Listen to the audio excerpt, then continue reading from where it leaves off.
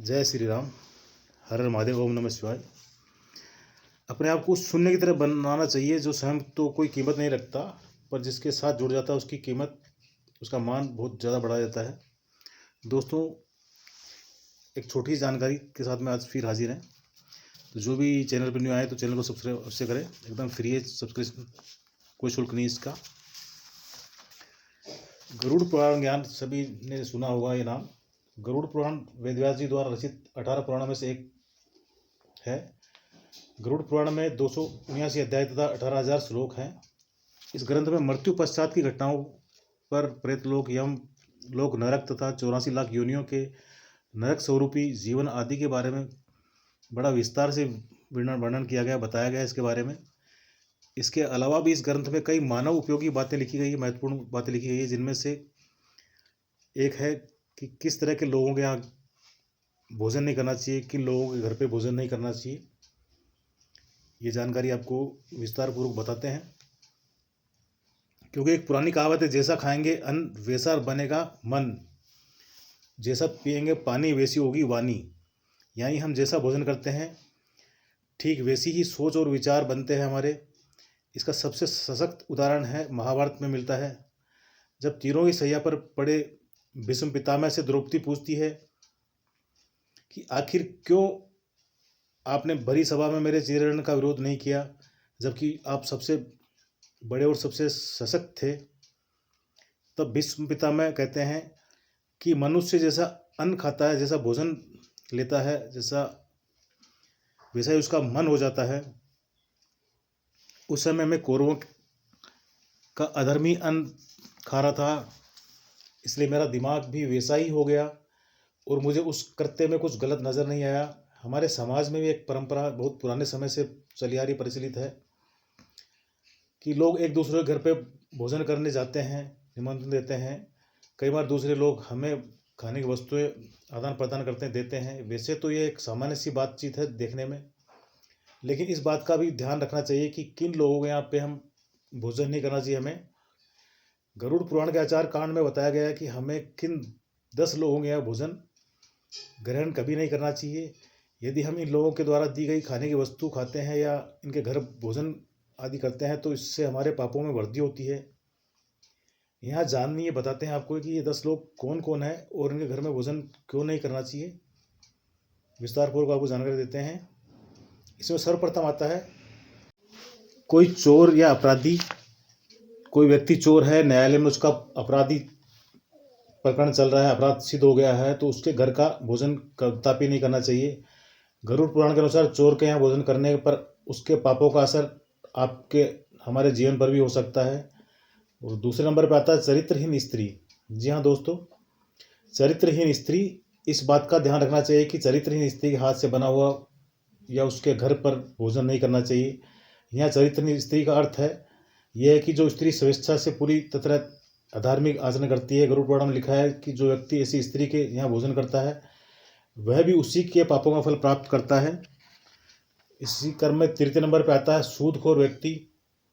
जी हाँ दोस्तों, सूदखोर यानी जो ब्याज का कार्य करते हैं। वैसे तो आज के समय में काफ़ी लोग ब्याज पर दूसरों को पैसा देते हैं, लेकिन जो लोग दूसरों की मजबूरी का फ़ायदा उठाते हैं और उठाते हुए अनुचित रूप से अत्यधिक ब्याज प्राप्त करते हैं, गरुड़ पुराण के अनुसार उनके घर पर भी भोजन कदापि नहीं करना चाहिए। किसी भी परिस्थिति में दूसरों की मजबूरी का अनुचित लाभ उठाना पाप माना गया है। गलत तरीके से, गलत ढंग से कमाया गया धन संपदा अशुभ फल ही देता है। इसी श्रेणी में चतुर्थ नंबर पर आता है रोगी व्यक्ति। यदि कोई व्यक्ति किसी गंभीर बीमारी से पीड़ित है, कोई व्यक्ति छूत के रोग का मरीज है, तो उसके घर पर भी भोजन कदापि नहीं करना चाहिए।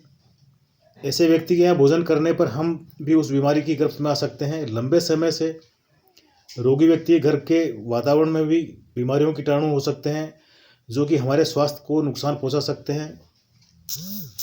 अगले इसी श्रेणी में आता है अत्यधिक क्रोधी व्यक्ति, जो कि 5वें नंबर पे है।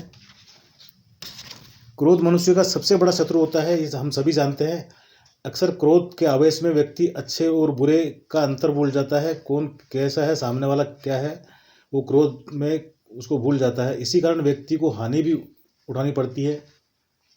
जो लोग हमेशा क्रोधित रहते हैं उनके यहाँ भी भोजन नहीं करना चाहिए। यदि हम उनके यहाँ भोजन ग्रहण करेंगे, उनके यहाँ भोजन करेंगे तो उनके क्रोध के गुण भी हमारे अंदर प्रवेश कर सकते हैं। इसी क्रम में अगले नंबर पे आता है, छठे नंबर पे नपुंसक या किन्नर व्यक्ति। किन्नर को दान देने का विशेष विधान बताया गया है। ऐसा माना जाता है कि इन्हें दान देने पर हमें अक्षय पुण्य की प्राप्ति होती है। गरुड़ पुराण में बताया गया कि इन्हें दान देना चाहिए, लेकिन इनके यहाँ भोजन कदापि नहीं करना चाहिए। किन्नर कई प्रकार के लोगों से दान में धन प्राप्त करते हैं। इन्हें दान देने वालों में अच्छे बुरे दोनों प्रकार के लोग होते हैं, इसलिए इनके यहाँ भोजन कदापि नहीं करना चाहिए। 7वें नंबर पर आता है इसी श्रेणी में निर्दयी व्यक्ति। जी हाँ दोस्तों, जिसके अंदर दया भाव प्रेम नहीं हो, निर्दयी व्यक्ति।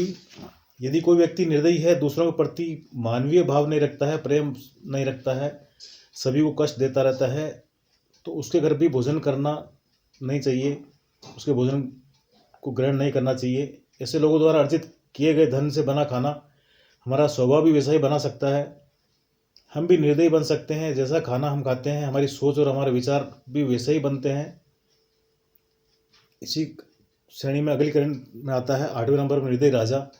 यदि कोई राजा निर्दयी है और अपनी प्रजा का ध्यान न रखते हुए सभी को कष्ट देता है, उसके यहाँ का भोजन भी नहीं करना चाहिए। राजा कर्तव्य है कि प्रजा का ध्यान रखे और अपने अधीन रहने वाले लोगों की आवश्यकताओं को जो है उसकी पूर्ति करे। जो राजा इस बात का ध्यान न रखते हुए सभी को सताता है, उसके यहाँ भी भोजन कदापि नहीं करना चाहिए। और अगले क्रम में आता है 9वें नंबर पे चुगलखोर व्यक्ति। जी हाँ दोस्तों, जो चुगली करते हैं, एक दूसरे की चुगलखोर कहलाते हैं। जिन लोगों की आदत दूसरों की चुगली करने की, दूसरों की बातें इधर से उधर करने की होती है, उनके यहाँ उनके द्वारा दिए गए खाने को भी ग्रहण कदापि नहीं करना चाहिए। चुगली करना बुरी आदत है। चुगली करने वाले लोग दूसरों को परेशानियों में फंसा देते हैं, तकलीफ देते हैं और सब आनंद उठाते हैं। इस काम को भी पाप की श्रेणी में रखा गया है, अतः ऐसे लोगों के यहाँ भी भोजन कदापि नहीं करना चाहिए। ऐसे लोगों के यहाँ भोजन करने से सदैव बचना चाहिए। और अंतिम 10वें नंबर पे आता है नशीली चीज़ों का व्यापार करने वाले या बेचने वाले व्यक्ति। जी हाँ दोस्तों, नशा जो है ये भी एक पाप की श्रेणी में आता है। नशा करना भी पाप की श्रेणी में ही माना गया है।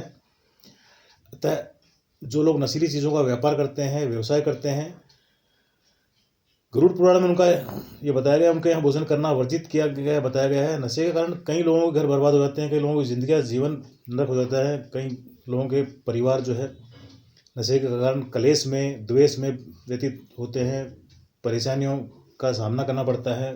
उस कारण उनके पूरे परिवार को, पूरे कुटुंब को जो है उसका जो है हानि उठानी पड़ती है। इसका दोष नशा बेचने वालों को भी लगता है। ऐसे लोगों के यहाँ भोजन करने पर उनके पाप का असर हमारे जीवन पर भी होता है। दोस्तों, ये छोटी जानकारी थी। कैसी लगी जानकारी ये एक छोटे से प्यारे से कमेंट के माध्यम से अवश्य बताएं। ओम नमः शिवाय, ओम नमो नारायण, हर हर महादेव, ओम नमः शिवाय। सभी को राधे राधे, जय हिंद, वंदे मातरम। प्यारे से कमेंट के माध्यम से अवश्य बताएं।